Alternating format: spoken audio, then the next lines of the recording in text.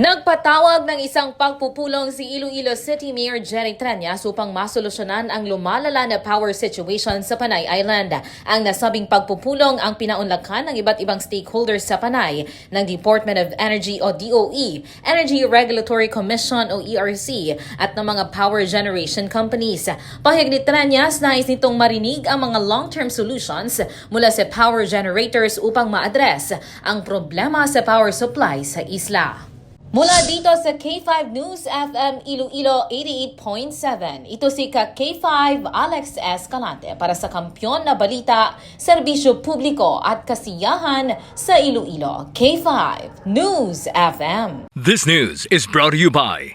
Are you experiencing body weakness? Do you have delayed wound healing? Do you feel hungry all the time? You may have diabetes. A powerful duo to help diabetic. Natural way of lowering blood sugar level. Clinica DTX 500 is a powerful duo that combines of ampalaya extract and the sugarcane extract. Clinica DTX 500 stimulates the production of insulin, enhance conversion to energy.